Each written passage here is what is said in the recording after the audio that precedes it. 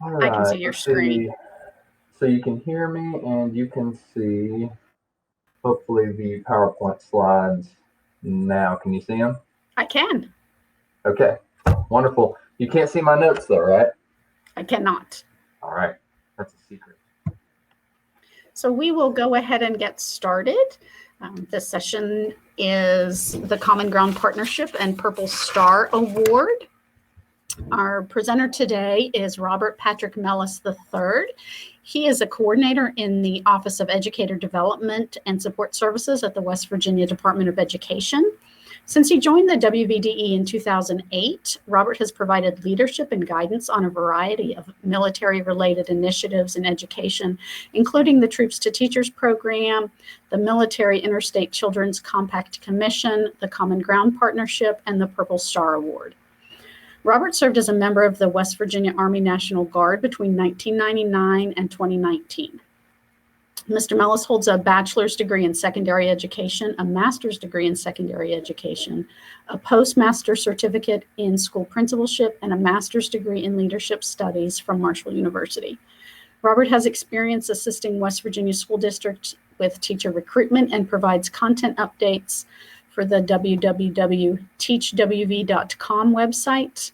He delivers career counseling to prospective educators on licensure pathways. Robert collaborates with a variety of stakeholders to conduct the processes of alternative certification program reviews, approvals, and policy updates.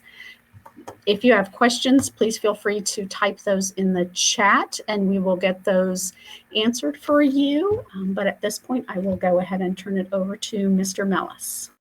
Thank you, Lisa. And as she mentioned, I'm a coordinator here at the West Virginia Department of Education, and this is the presentation for the Common Ground Partnership and Purple Star Award session of the Student Success Summit. And you heard a little bit about my experiences. When I first came to the West Virginia Department of Education, I was the Troops to Teachers coordinator for the state, and we had a lot of success with that program in recruiting soldiers to become educators. And my experiences since then have sort of covered the spectrum. I've been to 50 of 55 school districts in West Virginia, had an opportunity to look at some of the best practices in each county that I was able to visit. And it's just been wonderful working for the Department of Education and being able to continue working on military programs and trying to bring educators and military partners together. That's what this is all about. I'm in the Office of Educator Development and Support, and our director is Dr. Carla Warren. She works with initiatives such as the Teacher of the Year you may have watched recently. She just does a wonderful job with that, and we're certainly glad to have her leading the charge in our office. She's been very supportive of these programs. And so my hope is that after this session, you'll have an understanding of the great community partners that military organizations can become and the resources that they have to offer you in your efforts to meet the needs of every unique student. You'll also learn of ways that schools can serve military-connected children and have a positive impact on the lives of their family members while they are serving. The topics we will cover include the West Virginia Common Ground Partnership and their commitment to make a positive impact on schools, Common Ground's guest speaker series. The Purple Star Award is an important part of their activities and the role it plays in meeting the partnership's mission, the impact on military families when soldiers are placed on orders requiring them to relocate to another state, and when soldiers are deployed and family members experience their absence and stressors associated with the 3 phases of deployment that we'll cover. Finally, we'll cover strategies that school staff may use to uplift the social and emotional well-being of military children, online resources for their families, and resources that military organizations have to offer in support of schools and student success. Let's begin by first becoming familiar with the advisory body that guides these efforts. The West Virginia Common Ground Partnership was launched more than 10 years ago as discussions were held between military, education, and community-based organizations about the betterment of all West Virginia students. The West Virginia Department of Education, the West Virginia Board of Education, the Governor's Office, the West Virginia Veterans Council, military organizations with a presence in the region, and other supportive groups like the West Virginia Parent-Teacher Association, Civil Air Patrol, and Prevent Suicide West Virginia decided that it would be good to stay in touch, sharing the latest information about opportunities and resources that are unique to their organizations and evolve over time. The compact was signed, and while the names and faces have changed over time, everyone contributing to this group has always understood that education is key to building a strong economy, ensuring domestic security, and promoting healthy lifestyles and positive citizenship.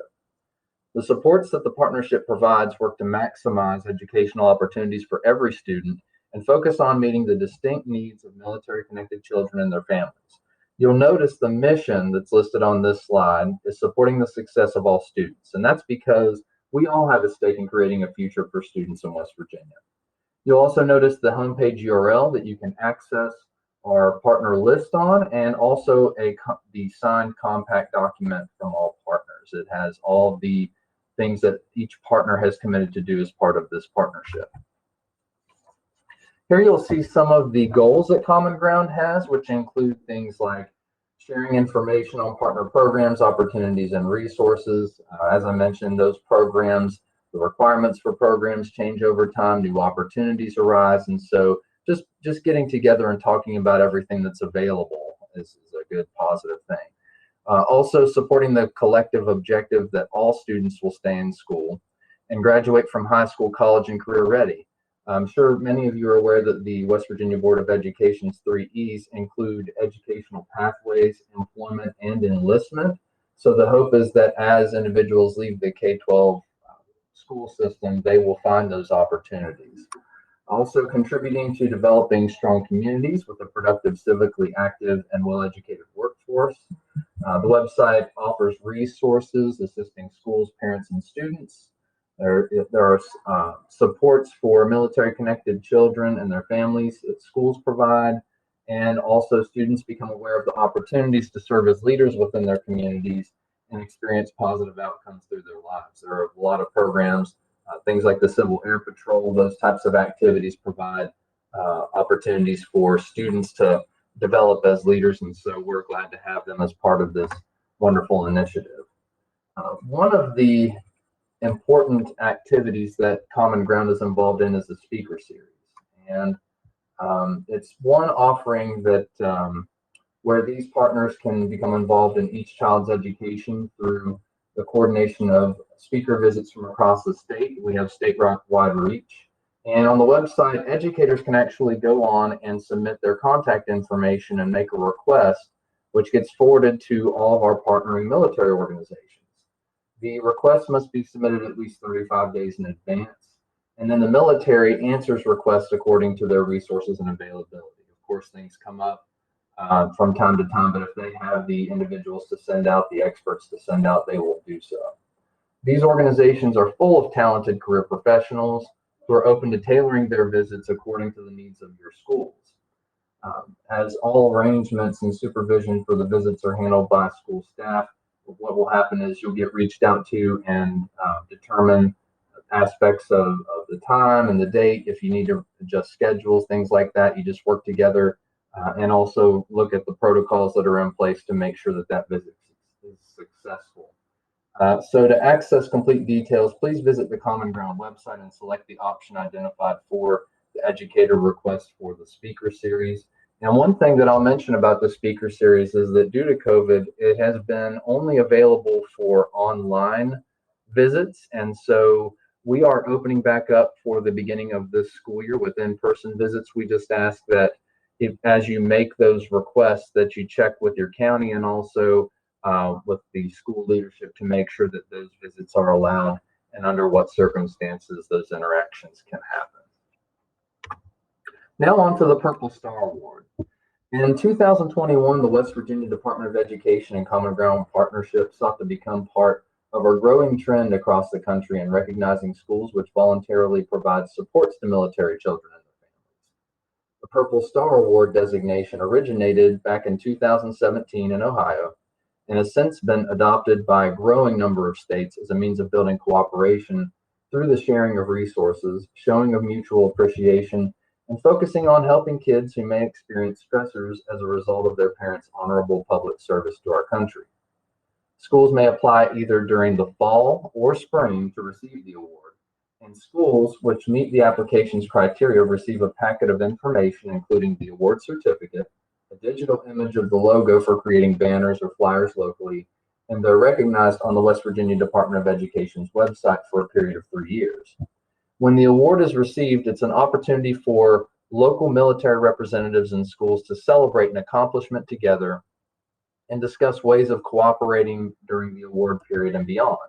Schools receiving the award prior to West Virginia's adoption of this recognition effort have found that rallying stakeholders around this special group of students has led to improved communication between military personnel, community leaders, and schools about a variety of different things. And so you can actually review a study from Columbia University about the program and its impact in those other states by using the link on the Purple Star Awards section and on the website. You'll find it there.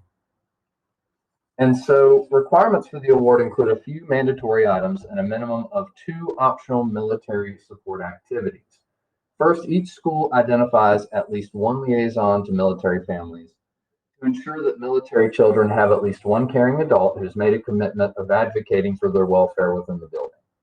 This will create a statewide network of individuals so that we can reach out with information that supports military children. Second, schools must include resources for military families on their homepage. This requirement easily can be met by placing a link to the West Virginia Common Ground Partnership on your school website, which includes an up-to-date listing of online resources devoted to supporting military families. The 2 optional military support activities are designed to be flexible in how schools show their support for the military. Finally, the application must include documentation or images verifying the scheduling or completion of the activities, and it has to be certified by the school principal. The role of military point of contact in this process is very important because as the military family point of contact, the individuals become part of the home team for soldiers while they're away from their families. The nature of soldiering is to be prepared for anything, make the best of difficult situations, and expect the unexpected. At this time, military personnel are answering the call to deal with missions that were not even anticipated even 1 short year ago, with the developments of COVID-19, mass vaccinations, and instances of civil unrest within the United States. Outside of the United States, soldiers carry with them a variety of different stories according to the nature of their duties and their areas of expertise. In this role, school staff have the potential to become an expert and catalyst for ensuring that colleagues, parents, and children are aware of and understand provisions related to assisting the military community. They also become a go-to resource for the children as they navigate the deployment and transition processes. The impact on school staff includes that these POCs are researched to gain understanding of the needs that military children and their families experience. They possess an opportunity to share what is learned with other school staff. They can use our website and other resources to keep up with the latest in military support, and they can serve as a communicator between the school and local military organizations to provide the school with resources and activities that each branch has to offer in supporting the success of all students. The POC's impact on military-connected children is that they'll experience a seamless enrollment process when transitioning between schools of different states. And we're going to talk a little bit about that with MIC3 here in just a moment. They may experience increased care and supports which help them regulate emotions and behaviors, focus on wellness, and optimize their academic performance through stressful times. And when you take an interest in a child and their parent's service, the child feels a sense of appreciation that can promote their confidence and performance in school. As they become more resilient and aware of who they can reach out to for support, it's possible for a sense of normalcy to be found sometimes during times when it might not feel completely normal. The POC's impact on military families may result in building mutual appreciation between those who work at the school, the child, and their family members. And these efforts allow soldiers to focus on the missions at hand and perform their duties at a high level. While military POCs are not responsible for knowing every intricacy about programs that are made available to soldiers and their families, the information that they provide may be critical to the success and welfare of these families. The end result we're hoping for is that military families will become stronger from the supports that these POCs offer and that community stakeholders provide.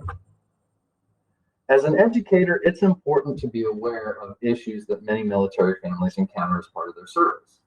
National data suggests that on average, a child in a military family will move from 6 to 9 times during their school career. That's an average of 3 times more frequently than non-military families.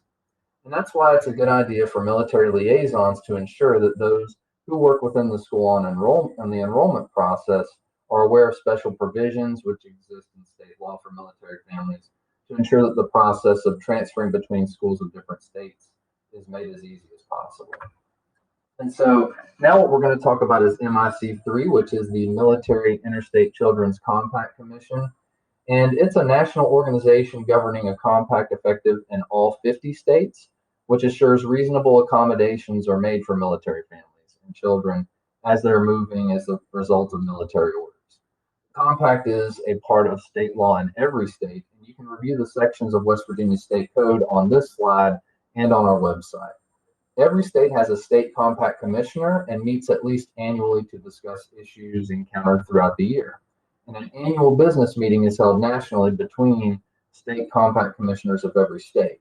And one thing that's important to point out is that while the Common Ground Partnership is not a national MIC3 initiative, MIC3 is a very important part of the communications that we do with the Common Ground Partnership to ensure that both military families and schools are aware of these special provisions. And so I just wanted to point that out as we're moving along. Individual eligibility depends upon the following. You must either be an active duty member of the Uniformed Services on Title 10 orders, families with individuals who are medically discharged or retired, and service members who die on active duty may experience these provisions for up to 1 year after the event. Commissions officers of the NOAA and USPHS are also covered by the compact. And while West Virginia lacks a large active duty-based presence within the state, it is full of National Guard and Reserve bases and includes a population of more than 134,000 veterans. It's also important to mention that the compact only applies to instances where an eligible family is transitioning a student between public schools of 2 different participating states. So while all 50 states are members of the compact at this time, if that were ever to change, the schools would both need to be from states where the compact is in effect.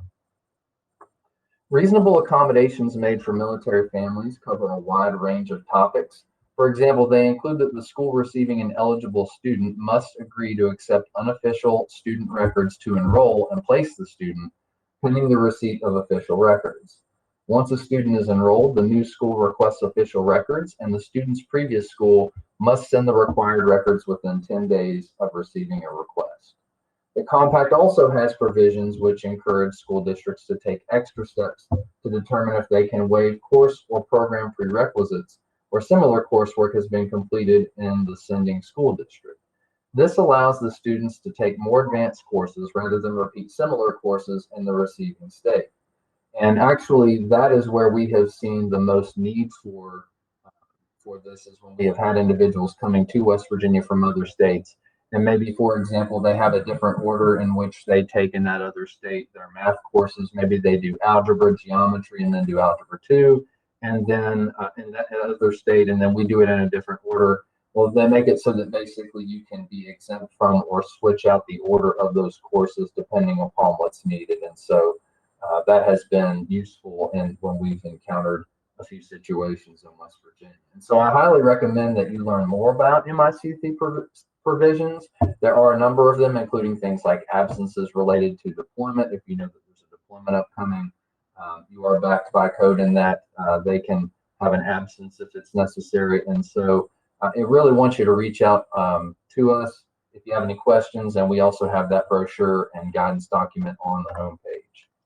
And so now we're going to talk a little bit about the phases of support. I want to discuss situations when soldiers are being deployed away from home or may not be asked to relocate. You may have situations where maybe they're not relocating, but the soldier's going to a foreign country, and you need to help those students while they're away. So there are 3 distinct phases I want to talk about that they typically experience when a deployment's going to occur. And for the purposes of this presentation, these phases are going to be identified as pre-deployment, deployment, and post-deployment. So to begin with pre-deployment, it's important to know that while in most cases soldiers receive some sort of advance notice of an upcoming deployment, it's not always the case. It could be that a mission comes up requiring a quick or immediate response, and that soldiers are called to duty at a moment's notice, in which case this phase is quickly sped up or non-existent. When advance notice is provided, soldiers typically are required to undergo preparatory trainings and medical evaluations to ensure that their health is ready for deployment. Families may also be invited to participate in gatherings like a picnic, or it could be, they just invite everyone in for a celebration. They also go in for counseling and briefings that all prepare them for the situation. That includes the family members and the soldier. And the soldier's regular work and home life schedules can be disrupted, and the phase usually ends with a culminating event just before the deployment. Next, soldiers enter what is generally called the most stressful phase, called deployment, where they're going to be away from their families and children, be involved in demanding missions which can potentially be dangerous or even traumatic in nature. They provide these services because they understand the importance of ensuring that every United States citizen experiences security and normalcy back at home. During this phase, anxiety for those serving and the families at home may be high, and levels of communication can be limited or non-existent for periods of time. Once a soldier's mission is complete, they enter the post-deployment phase. And during the post-deployment phase, it's also highly emotional, as family members may be eagerly awaiting the arrival of the service member and wondering if or how things may be different from before they left. Soldiers may enter the Yellow Ribbon Reintegration Program, which is designed to promote the well-being of soldiers by providing them with a variety of resources upon arrival. Based upon each soldier's experience, it may be that they require more or less services to become resituated within their roles back at home. In terms of addressing the many diverse deployment and transition events that soldiers experience, there's a lot of positive work that educators can become involved in with military kids. First, it's important to mention that communication is vital to the success of military children who have family members being deployed. School staff who decide to reach out to these families with social and emotional supports can have a measurable impact on how the student copes and responds to these events. Ways in which you can make a positive impact include offering to meet with the parent and student before deployment to determine any concerns that they might have about their child's education. You can increase awareness among school staff working directly with the child, and it may be of benefit. You can introduce the child to key staff in the school who can check in on them and who the child can seek out when they're having a hard time. That's a good idea.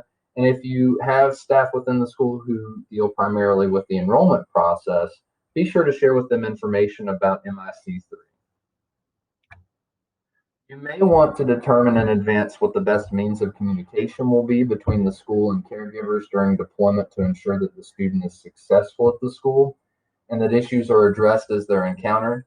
You may ask another student if they'd be willing to serve as a buddy or show the student around the school, facilitate positive social interactions, or offer words of encouragement to them throughout the school year. You might want to interact with teachers throughout the building to see if any would be interested in promoting recognition of military service as part of classroom learning experiences or school-wide projects. Many schools use Armed Forces Day, Memorial Day, Veterans Day, and other national holidays of importance to the military as opportunities to honor those in uniform and create a military-friendly school environment. There are many types of activities that teachers can develop as part of normal lesson plans, and here's one idea. First, if a service member and their child are willing, offer to have the students spend time in class writing letters or creating art projects for soldiers on deployment. While the teacher will need to preview all letters and materials that are being sent, the soldier may send items back from their travels, which could become the topic of conversation as part of the group's learning experience. This type of experience has the ability to promote empathy, compassion, and support for one another in the classroom. Students may learn more than they already know about current events and the world around them, or might take an interest in public service career paths as a result of what they're learning. Military service personnel are comprised of many talented experts who come from a wide variety of career fields that our students will aspire to join someday. Their skills range from medical to engineering to transportation, logistics. You can name just about any area of what you would see in our society, and you'll see that they have those for military bases as well. So it's good to know that we have that to pull from for these types of situations. And so here are a few school-wide activities. You might decide to create a time zone wall with a big world map, and you could put different locations across the world where there are military bases, and just so that students can learn a little bit about time and also about geography. And so you could also have an assembly or recognition event near a patriotic holiday where you could invite veterans and military service members into the school. You could ask the students to perform a song. The principal could provide remarks about the importance of public service, and maybe even a certificate of thanks to military children or family members. And so there are lots of different ways. You could have an essay contest, an art contest, and invite some military service members or veterans to come in and be judges, just to incorporate them into what's going on at the school.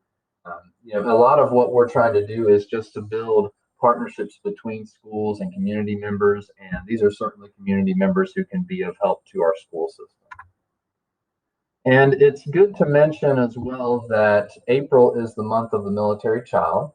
And you can wear purple because it symbolizes a combination of Army green, Air Force blue, Coast Guard blue, Marine red, and Navy blue. And it's a visible way to show support for military youth and their strength and their sacrifices as part of the service members' service. And so there is actually a list on our website. There's this link that you'll see on the slide here links to 50 or more ways to celebrate Purple Up Month. And so, and even some of those are even ways that you wouldn't have to do some of those things during Purple Up Month. You could probably do them just about any time throughout the school year. So definitely check out that resource and know that that is an important month for our military children, where we can show them that we appreciate them and their family members. And so now I'd just like to highlight that on our website, we have a wide variety of resources, and the website's become a dynamic way for us to reach individuals with information about programs as they come up.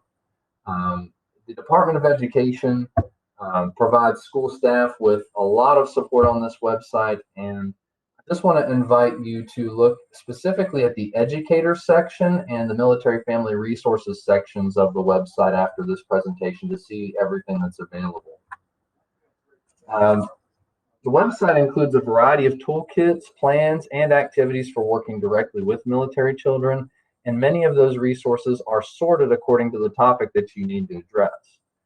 And that's important because what you'll find, especially if you're working with initiatives like the Purple Star Award, or you have deployments that come up, is that the issues are going to be very unique to the situation. And so our military points of contact who are using these resources for schools, they're going to be creative about finding ways and finding resources for each family situation. It's going to differ a little bit between every child and every situation. And so there's no right or wrong way necessarily to do it, but you'll find a lot of good ways to create a military-friendly school environment. And I think that's one of the most important things about what we have to offer on the website. But in addition to that, we have a lot of information that is on the website that's geared toward all students, not just military families, but those opportunities to place them in leadership positions as part of programs. The speaker series is valuable, and there's even free test preparation for the ACT and SAT. I know I've had a lot of questions about where individuals who are attending high school, where they can find ACT and SAT prep. There's actually a website that the Army provides where you can go through and do you can do little quizzes that kind of prepare you for it, and also review materials for that. There's a whole program for that. And of course, there's ASVAB information. And so really just want to encourage you to go on the website and see what's there. So with that being said, I wanted to make sure I had plenty of time for individuals to ask questions about the Common Ground Partnership and all of the supports that we provide. The Common Ground Partnership is full of talented individuals who want to see all students reach their potential. The speaker series is reopening for in-person visits, so we're very excited about that, where it's allowable. So please, check with your county's protocols and submit a request to start a conversation about how you can begin collaboration with the military organization. on a lot of the activities. The Purple Star Award has a simple application process, and it's serving to support military children and their families and recognize schools across the state that are dedicated to that. And finally, I wanted to mention that an opportunity exists that once we've completed this session, you can actually go to the Common Ground website, and if you would like to become a military point of contact, this training covers all of the same material plus some additional material to what the military family point of contact training provides. And so there's a quiz that you have to take that's associated with that, and you are now fully prepared to take that quiz if you would like to take on that role within your school. And so, be sure to let individuals at your school know that it's something that you'd like to participate in, if it is, and also share that with other schools. We would love for schools in every county to be a part of this process, and we're even looking into the possibility that schools might get recognized as Purple Star districts. So with that, I just want to thank you for attending this session, and I want to leave it open to any questions that you might have about getting this the Purple Star Award started in your school, or about interacting with the Common Ground Partnership. I'm in conversations with them frequently, and I know that our partners' leadership, they have mentioned they're very dedicated to meeting the needs of students, regardless of what the request is. It can be something, even with the speaker series request, you can select the option of other and type in exactly what it is that you would like a soldier to come in and do. So, and you may find that as you interact with those soldiers, you may find that they have things that they can offer you that we've not covered. They may have services and resources they can bring to the school. I know that one of the fun events that they have done with schools is to bring in a lot of the things that they have, like the rock climbing wall, or it may be that they set up physical education activity with the PE teacher, just to get them excited and doing something a little bit different than what they normally do. And so there are all kinds of things that they can do with kids, and I just really would encourage you to reach out to them. And that speaker series request system is a great way to do that if you don't know how to reach out locally to find out who might be interested in making a visit to the school. And so with that, I'll just leave it open to any questions that you might have at this time. Mr. Mellis, at this point, we do not have any questions in the chat or in the Q&A. But if there are folks on here who have questions, please feel free to either put them in the chat or the Q&A, or unmute yourself. Thank you, Lisa.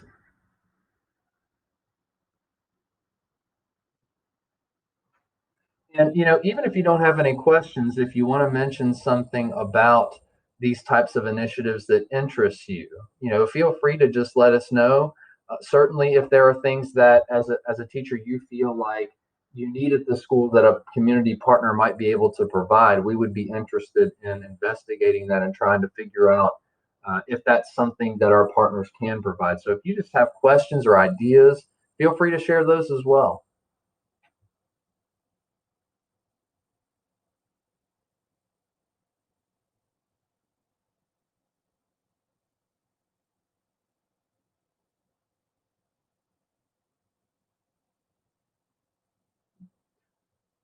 Well, Lisa, it sounds like we've been able to provide some good information today. I hope it's been meaningful and useful to everyone, and I hope that we get some of those applications to become a military point of contact for the Purple Star Award. And certainly, if you've been a part of this session, reach out to others within your district. We would love to have as many applications as possible. We'd love for every school to be a Purple Star Award recipient. So. We have a lot of information on our website, and I just want to thank you for your time, and I believe we can wrap things up. Great. Mr. Mellis, thank you so much for your presentation today. It was very informative, and Mr. Mellis's email and telephone number are on this closing slide, so if you do think of questions later, please feel free to contact him. But otherwise, we will go ahead and end the session. Thank you, Mr. Mellis. Thank you. Have a great day. Thanks, you all as well.